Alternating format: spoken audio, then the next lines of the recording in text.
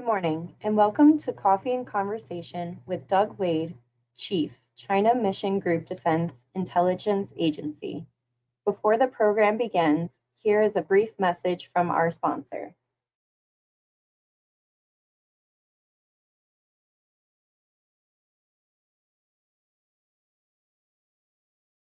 We'd all love to believe that we could stop the world. Freeze it for a second and take a breath. But the world is moving too fast. Events happen too often. So your organization can't stop. Transforming, evolving, adapting, reacting. Deloitte knows being successful today isn't about standing still. It's about moving forward constantly and adapting to the new. Digital transformation is never over. Come with us.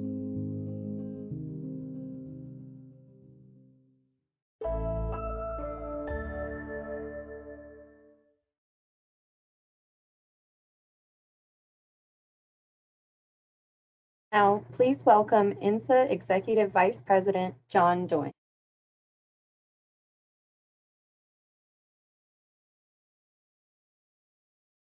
Good morning, and welcome to our program today.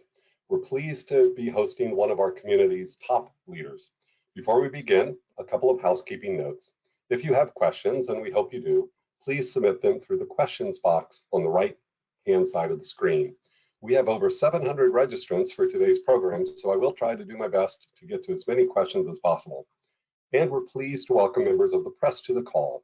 This is a reminder that today's program is on the record and being recorded. Now it's my pleasure to welcome Alexis Kolchevik, Client Relationship Executive, Intelligence Community at Deloitte, who will introduce our speaker. Alexis, over to you. Thank you so much, John, and good morning, everyone. Deloitte has been a long-standing member of INSA, and we deeply value the work that they do to advance collaborative solutions to our community's most pressing challenges. We are pleased to sponsor this morning's Coffee and Conversation with DIA's Doug Wade, and glad that everyone could join us. Deloitte is proud of our work with DIA and the broader intelligence community over the past 30 years. Deloitte's people are innovators and connectors, and as we work with our partners to address the complex security challenges that the United States faces today, Deloitte brings solutions to streamline daily operations and innovative technology to address the challenges posed by our strategic adversary. Deloitte works with our partners in national security, harnessing AI applications with human effort, amplifying advancements in cloud computing, and securing global supply chains. Our team includes experts who have led community initiatives, turning data into insight, innovators in cyber analytics, and mission enabling support for the battle space of tomorrow. We see on a daily basis the impact of strategic competition on all sectors of national security strategy, and welcome the stand-up of the China Mission Group at DIA as a way to leverage the talents and insights of the agency, DoD, and IC to best support policymakers, warfighters, and our allies as they respond to the challenges posed by our peer adversary. This morning, I am pleased to be able to introduce today's speaker, Doug Wade, who is the chief of DIA's recently stood up China Mission Group. Previously, he served as chief of the Asia Pacific Regional Center.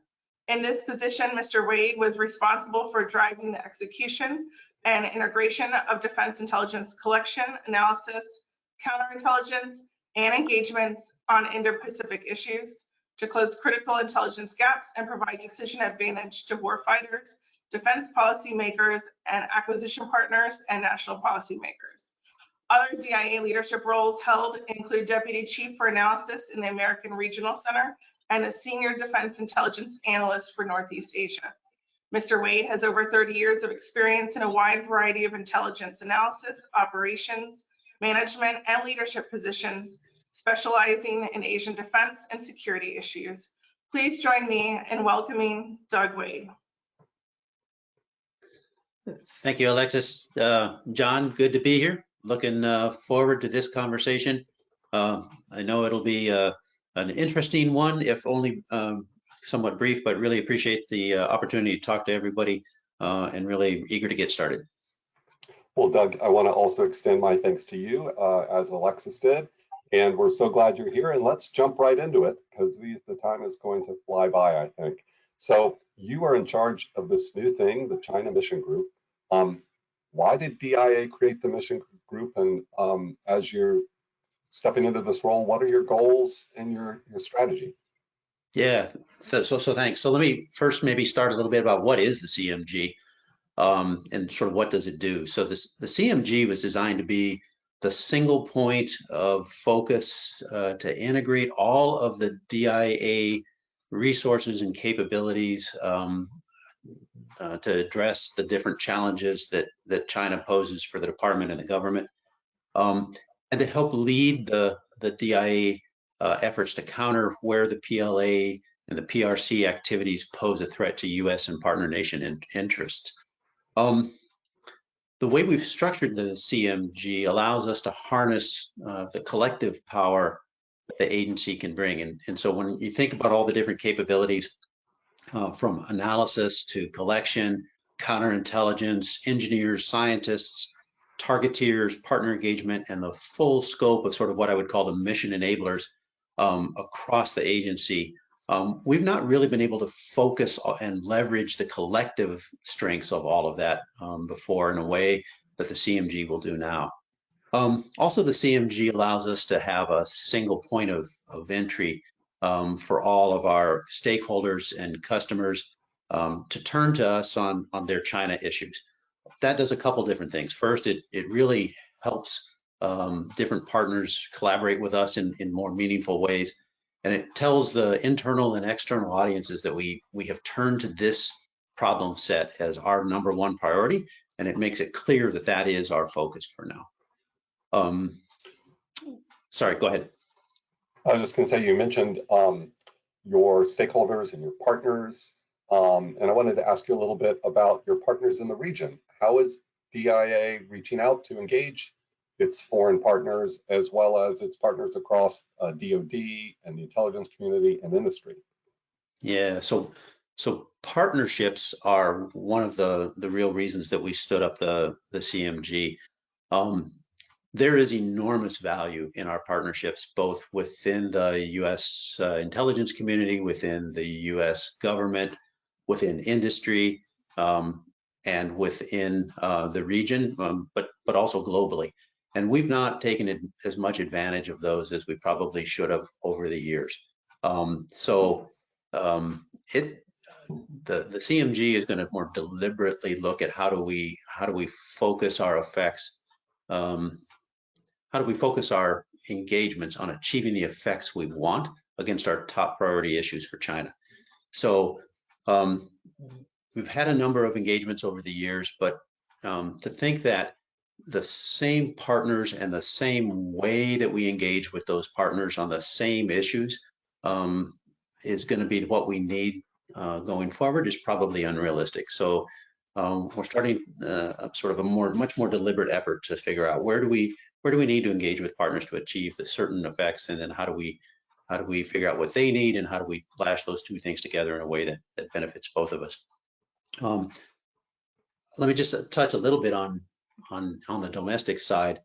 The other part of this expanded partnering is looking at non-traditional partners. So we've always been pretty strong members of the IC, and DIA has always been, of course, hugely important in terms of working with various elements of the Department of Defense.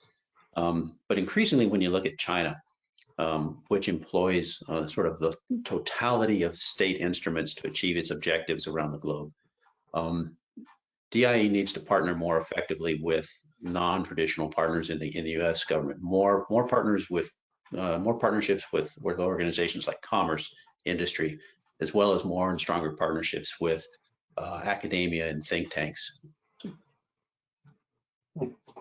Interesting. So as you reach out to some of these non-traditional partners, what are the sort of capabilities you're looking to take leverage of, or to leverage that they have that DIA may not have in its own agency? Yeah. So again, let me just use sort of the commerce and and Treasury, State. There are aspects of how China is applying its instruments of straight power to expand its influence, Latin America, Africa, South Pacific, areas where DIA does not have significant or traditional sort of focus areas in terms of military intelligence. So those organizations have that information, those insights, that knowledge, and often they have those accesses, those informations, just as part of doing business in the region. It's unclassified, it's publicly available, and that information can help add insight and context to what we're seeing in other channels. It helps give us information that we can use to help counter China's malign narratives in a lot of the region, to call into question when we see things that we don't believe are true, and help provide that information to policymakers and even media outlets. Okay. Yeah, China's engagement across the world has many aspects to it.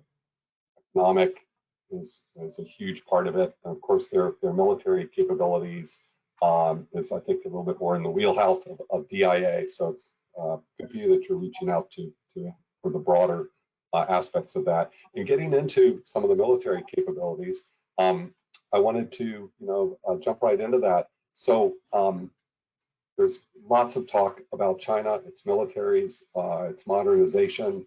China has modernized its military with hypersonic missiles, which, by the way, we saw the Russians use recently against Ukraine.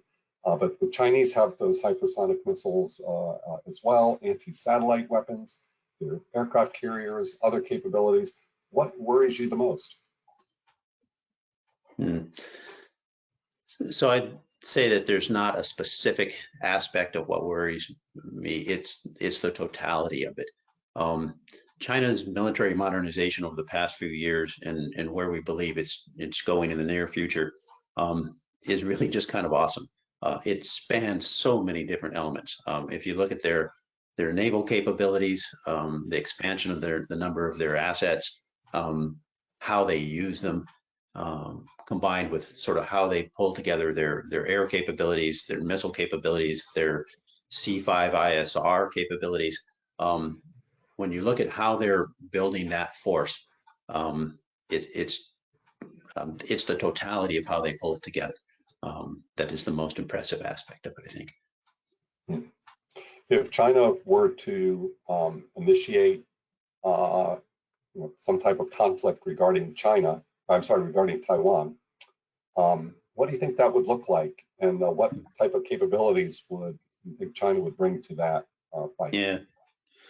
So I think when you look at how China might apply military pressure against Taiwan, and that could probably start well below the threshold of a conflict, an actual invasion kind of conflict. I think it would probably include a wide variety of activities, starting with things like cyber, including things like blockade or increasing violations of Taiwan's air defense zone, Taiwan's territorial areas, encroachment by naval forces, and then it could go all the way up to things like an invasion attempt, but it could also include things like firepower strikes and things short of actual putting folks on an invasion.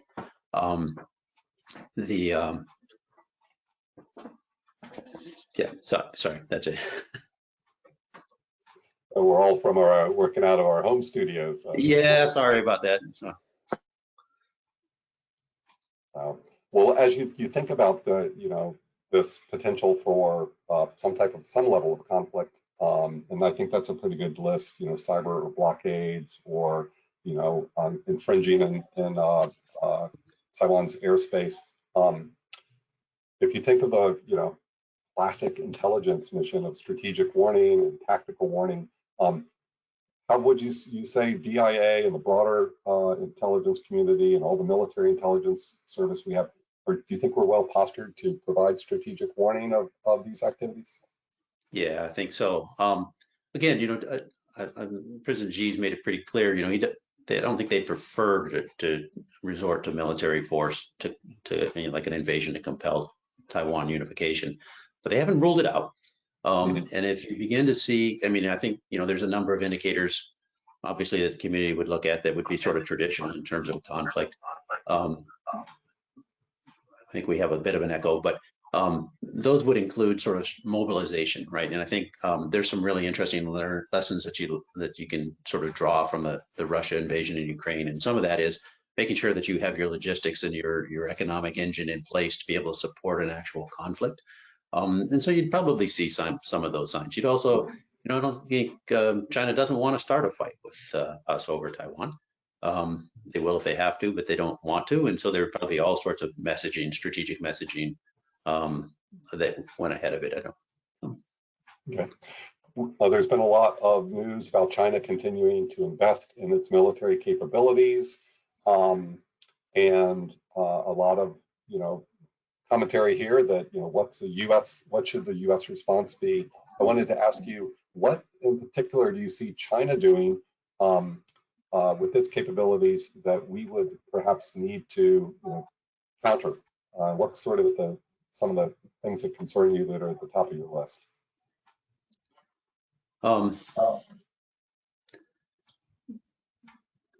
So I think China's development of its what you want to maybe call anti-access or air denial, its ability to push the United States and its allies sort of militarily away from the fight. Those things worry me a lot. It's not, but again, these are things that are not really new or a surprise. These have been under development for many, many years.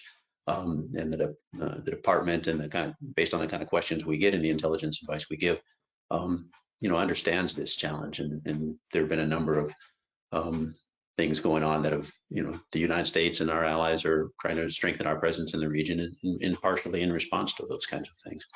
I think another area that worries me is China's growing sort of ability to use economic, informational, and other tools to sway nations, foreign nations' opinions, and the ability that in the future perhaps they could use those tools, whether it's trade, supply chain dependencies, etc., to coerce nations to go along with what China wants to do.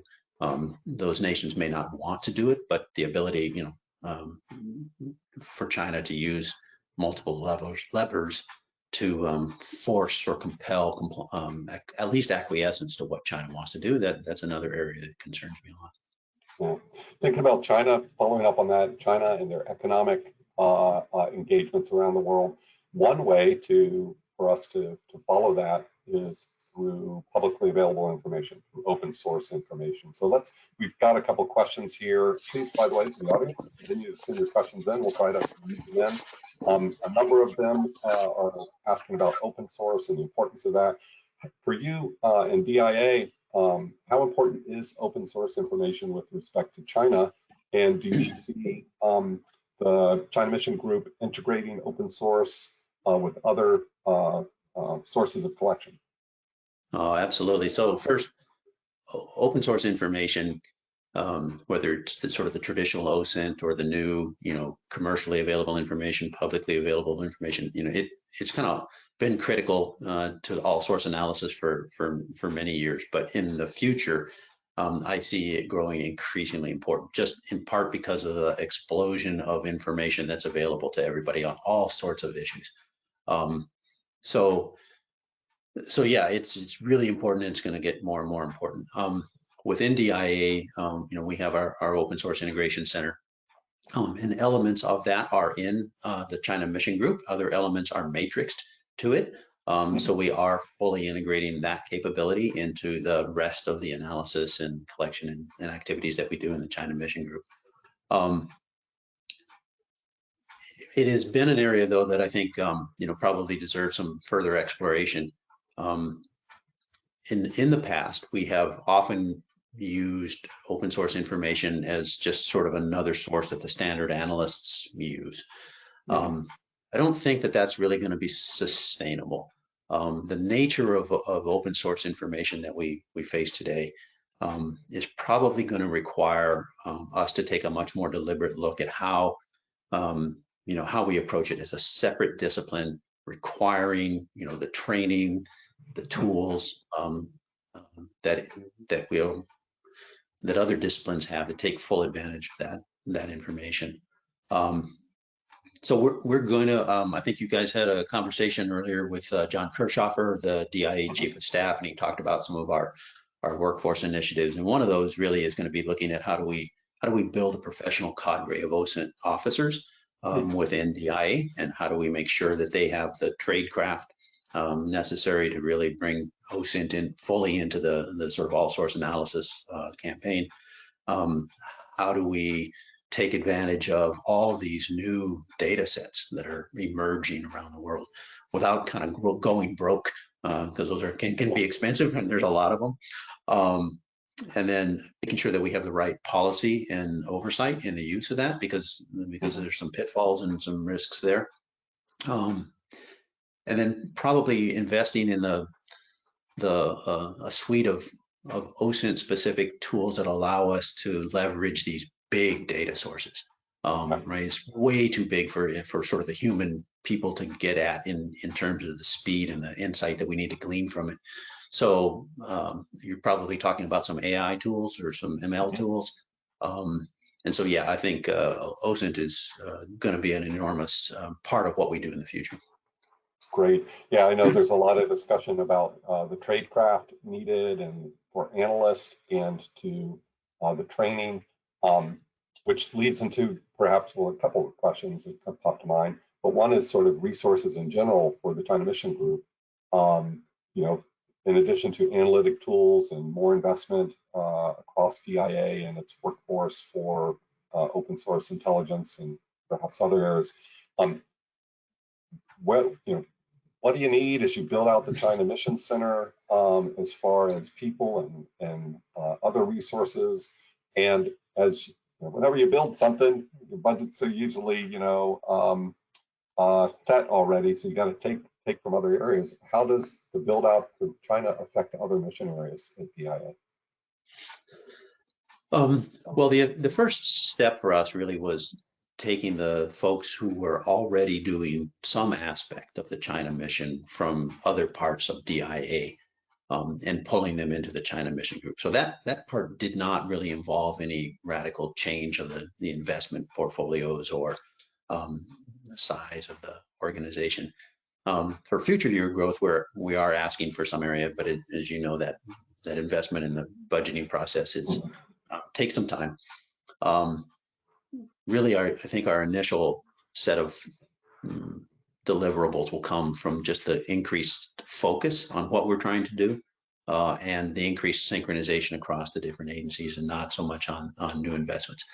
That said, as the agency pivots towards strategic competition and China specifically, there are areas where we are taking a little bit of additional risk, right? It's sort of the nature of the challenge. But again, those areas are not, I would say, so people might say violent extremism is one area, right? So for 20 years, the agency has been focused on that in support of the warfighter. And so we're probably scaling that back a little bit, and that's an area we're going to take risk. I will say, though, that a commitment to expanded partnering has really helped, I think, mitigate most of that risk, right? So there are other parts of the country, other parts of the world, other organizations that are looking at that. And by working together better, I think we're covering those major areas pretty well. Great. I'm going to start to switch over to some more of our audience questions. And following up on this theme, we have one that's a question that asked, what skills and talents will DIA be looking for in the future intelligence professionals, especially for the China Mission Group? Yeah, so that's a great question. And there's a couple different aspects of it. The first is sort of on the core specialty areas, right? I suspect like every other China office or China focus, we struggle a little bit with getting the number and quality of deep China experts on board, right? The people who understand China's, sort of global and historical and cultural outlook, and the people who are deep experts in the PLA, people who speak Mandarin at a sufficiently fluent level. And so we're going to be looking for additional content there, but it's not just the China expertise. We need numbers of folks who can bring additional skills. So think about data scientists, the OSINT folks that I mentioned previously, and then folks who understand the military aspect of the PLA threat. So people who really understand how do you weave together, a campaign involving, modern warships, space, cyber, electronic warfare, autonomous vehicles, all those things into a campaign, and how do you put together what kind of capability that gives an adversary.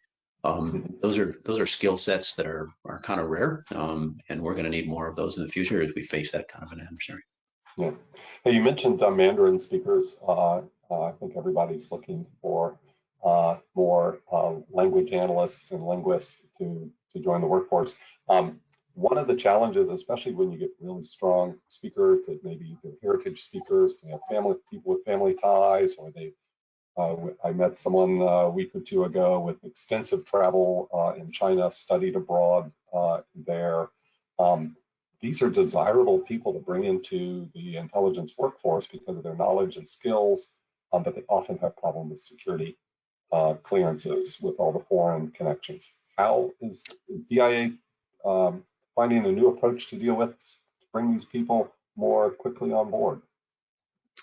Well, as you might imagine, there's a robust clearance process, and making sure that the folks we bring on board are, not a counterintelligence risk.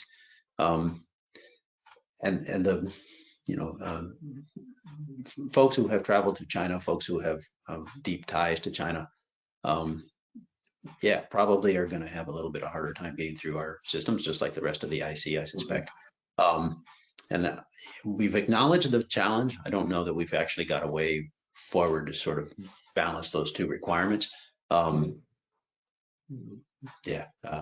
answer, I guess. Don't have an easy solution to that problem yet. Okay. Hey, back to some China military flavored questions here. And you mentioned briefly China and its space capabilities. I understand there's been some restructuring recently of China's Space Force. And what are your views on what China's doing with its Space Force, and where there's concern or threats to U.S. interests there? Yeah, so space is a real issue. First of all, as a baseline, I think most folks understand China has a really robust space program. It's probably second only to the United States, and it spans a full spectrum of activities, from military to commercial, scientific, economic, and counter space capabilities, right? So pretty robust capabilities, whether you're talking about ground-based interceptors, in orbit things, electronic warfare. So there's a variety of space and counter space asset or capabilities in China that worry us a lot. I think China sees space as a potential vulnerability for the United States, right? I think they accept the fact that we use space quite effectively in our military operations and our military capabilities, and China wants to be able to dominate that domain, just as they're working to dominate pretty much every other military warfighting domain. Great. Hey, we do, as I mentioned at the top of this program, we do have some press on the line, and Sean Waterman with Newsweek asked, this kind of gets an indications and warning flavor to it. How well do U.S. policymakers understand Chinese military decision-making and intentions, especially with regard to Taiwan? I believe very well, the short answer. There is a robust dialogue and a robust process by which the U.S. intelligence community supports policymakers and defense decision makers and other decision makers. everything from the warfighter all the way up to the NSC and policymakers in Congress. So yeah, I think there's a very good understanding of the nature of the challenge that the PRC poses to us as a strategic competitor, and more specifically, that the threat that the PLA poses to the United States military and to the region. So. Mm-hmm. Right. Hey, at last week's hearings in Congress, D&I Haynes spoke some about growing pessimism in China about its relations with the United States. How do you see that playing out? Do you think China is going to be moving more close to Russia and Iran? So I think there's kind of two parts of that question, right? The first part is, how do you see the sort of China's competition / antagonism with the United States growing? So President Xi made it pretty clear in his comments surrounding the Congress recently about, China's ambitions for achieving sort of great power status and what they needed to do in the face of a sort of global competitors, global threats, global challenge, and first and foremost in that is probably the United States as a competitor or challenger that they probably see as keeping China from achieving its rightful place as a world leader. So I do anticipate that it'll probably be increasingly confrontational period that we're going into. It'll manifest itself in a number of areas, some over things like cyber behaviors, some over places like China's aggressive or assertive behavior in the South China Sea, places like China's approaches towards compelling Taiwan unification. So it'll manifest itself pretty much across the spectrum, every warfighting domain, every sphere of diplomatic, informational, economic, commercial. So that's sort of set one. Set two, I guess I see the rising China, Russia's aggression in Ukraine, North Korean and Iranian adventurism. These things create an environment in which it's difficult to necessarily see where the linkages exist. So China doesn't want to see Russia completely fail. But I don't think the war in Ukraine is necessarily driving Russia and China and Iran, for example, closer together. They have some common interests, but they also have their own individual interests, and those individual interests will prevent them from getting some really, really close in the near future, I think. Okay. Hey, we have a question in from Paul Becker, who's on the line. He asks, do other IC agencies have embedded personnel in the CMG? And likewise, do you have DIA folks from CMG in the other IC agencies, China Mission Group equivalents? Admiral Becker, good to hear from you again. So yeah, the short answer is yes, absolutely. Right, we have officers kind of around the world and embedded in a lot of different organizations. We have a few of their organizational counterparts embedded in us, not as many as we will have in the future. But it is absolutely vital to make sure that we have good partnership communication with a number of these organizations. So in some cases, we feel we already have a good enough communication, a good enough partnership, strongly enough established procedures and capabilities that we don't actually need to embed officers in each other's organizations. In some cases, there are special capabilities, special rules, special authorities that we need to be able to leverage more directly, and so we embed officers there. One of the areas, for example, that we probably are seeing increasing collaboration is with our Five Eyes partners, and so those are places where we feel we need to have really good communications. We need to be able to understand what their authorities and their capabilities are. They need to understand ours, and so we're really trying to strengthen the partnership. And you'll see embeds back and forth there. Other places are with academia. We talked a little bit about partnerships that are sort of non-traditional. So we have put some officers in, temporary duty assignments to go and learn academia, and some other places. So yeah, lots of partnerships. I will tell you that the officers at DIA love to do those things. They're really eye-opening, great opportunities. So. There's a question that just popped in. It says, well, what type of academic partnerships would you see as most helpful?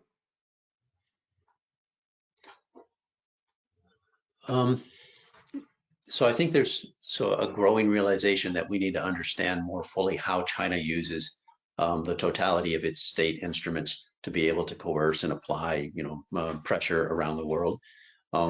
I think there's an awful lot of work in the academic world being done on those different aspects. How does China leverage its influence in Africa, for example, to promote maybe China PLA access, bases overseas, access to bases overseas. That's an area probably that academia could help us a lot with. And then the other big area is on the technology side, understanding how quantum computing, AI and ML can be used in military applications or in other intelligence applications. Those are areas I think ripe for partnership with academia. Yeah. There is a question about China's activities with artificial intelligence, picking up on that thread. How do you see China using AI to expand and exert its influence against the U.S. and its allies? And do you see the U.S. Are we responding to that? Are we on our, how are we dealing with that? Yeah.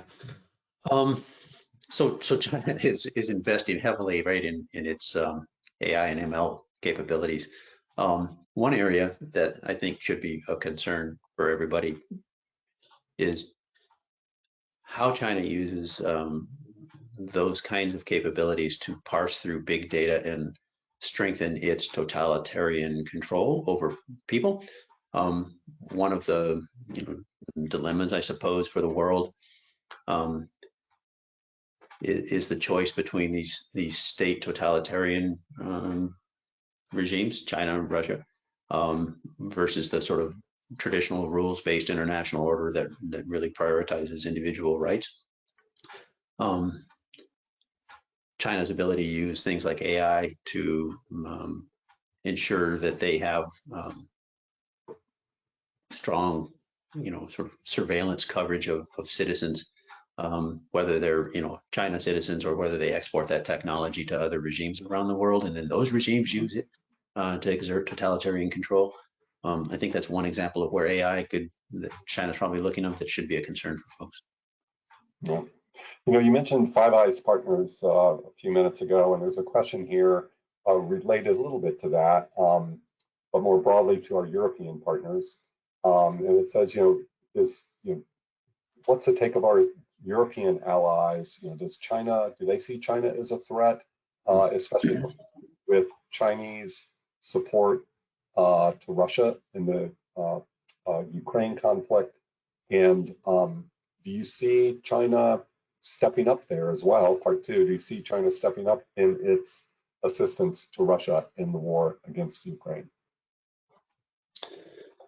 Well, I don't want to speak for the partners in Europe, but I would imagine that they should feel a lot of concern about what China is doing, probably primarily on the commercial intellectual property theft, cyber exploitation. Those are probably two areas where Europe should be most directly, affected by the adverse behaviors by China. On the Russia side, I think China has its own interests in the Russia-Ukraine fight. I would imagine that China wants to ensure that Russia doesn't fail spectacularly, but at the same time, it definitely does not want to be seen as openly, supporting Russia with military aid. So yeah, they're walking a fine balance in there. Okay. We have another question back to collaborating across the IC. specifically about how you're working. NSA has just also recently stood up a new associate director for China, and they have a China Strategy Center. Maybe we'll get Dave Frederick on one of these programs. Have a conversation with him. But what are you doing to collaborate with NSA, and how is it going?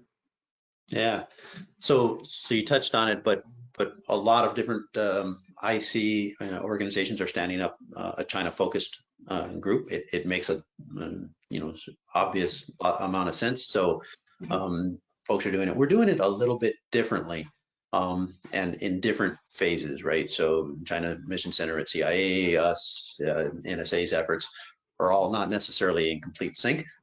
Because we started at different times, we have different organizational missions, we have different priorities, but we all see the value of integrating. And so we talk routinely about sort of what we're undertaking in terms of priorities, how we're going about it, where we can leverage each other's strengths, where we need to depend on each other for dependency, so that we don't inadvertently, disrupt some capability as a result of some changes.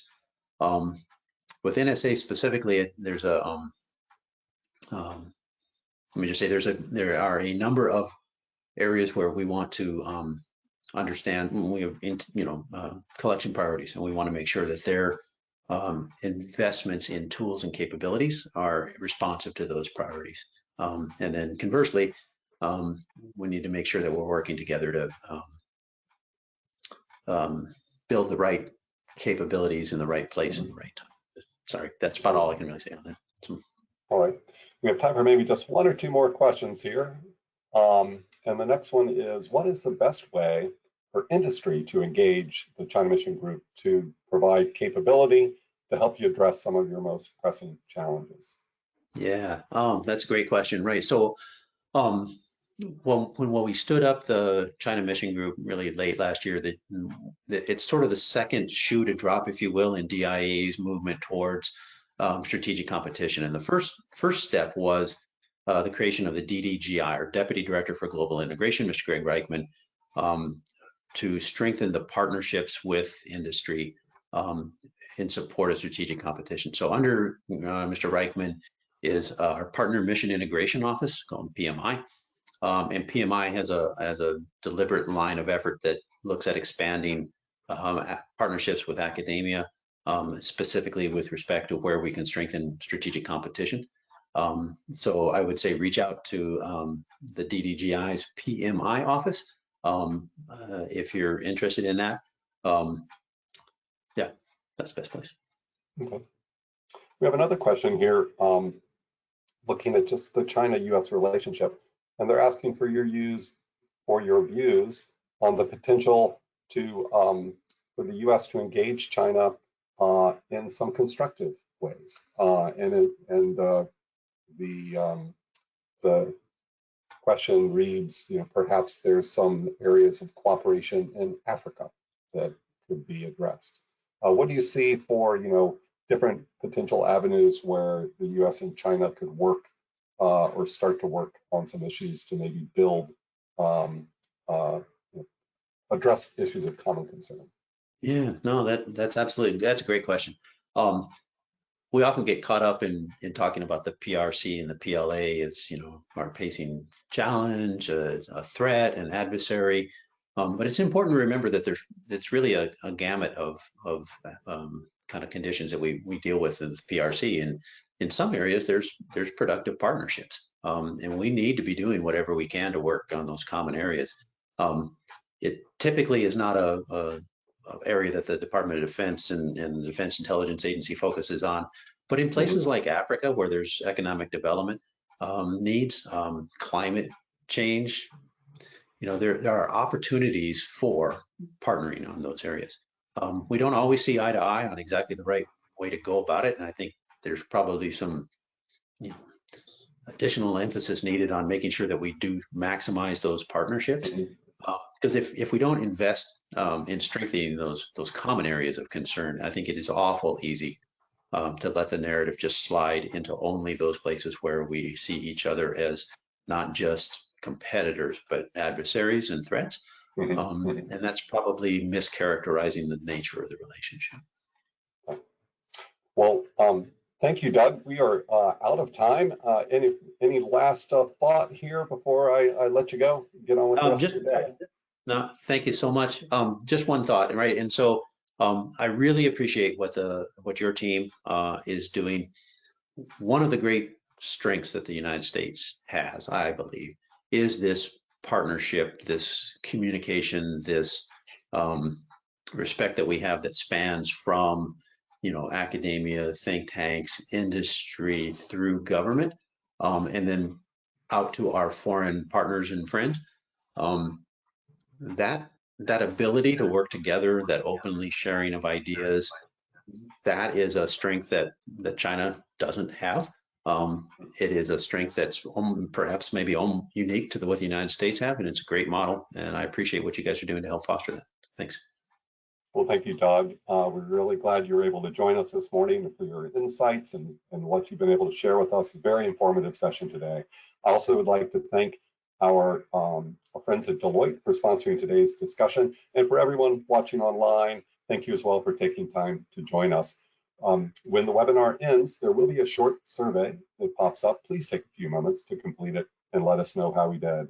And looking ahead at just a few things on the horizon for INSA, next week on March 20th, we will hold a virtual panel discussion on the state of trusted workforce 2.0. Our speakers will be from DCSA and OMB and also industry. And we'll be looking at key initiatives such as where are we in the movie with implementation of continuous vetting, replacement of the SF86 form, the transition from legacy data to INVIS, and so much more that affects anyone working in the intelligence business when it comes to security clearances. Then following up later in April, we'll be going to Huntsville, Alabama for a 2-day program on April 12th and 13th, where we'll kick off things with an evening networking reception and keynote remarks from Tanya Ergowitz, who's the Assistant Director of FBI's Intelligence Directorate. And then the next morning, the focus will shift to space and missile defense issues, where we'll host a classified breakfast and panel discussion with leaders from the Army, Mantech, and the Defense Intelligence Agency. If you have colleagues down in the Huntsville area, please spread the word. We'd love to see them. Also, in May, we are going to hold a leadership dinner honoring DIA Director Lieutenant General Scott Barrier at the Ritz-Carlton in Pentagon City. Following his remarks, there'll be a moderated session with INSA's Senior Intelligence Advisor, the Honorable Sue Gordon. That's going to be a really great program, and we hope that you can join us. You can learn about these and all of our programs on the INSA website, insaonline.org. And I'd also like to note that if you'd like to take a look at the year, a year back, we have copies of our 2022 annual report available. They're available as a handout in the on the side panel of your computer today, and they're also available on our website. So take a look at that to see the type of programming and activities that INSA is engaged with. This concludes today's program. We hope everyone has a great day. Thank you so much.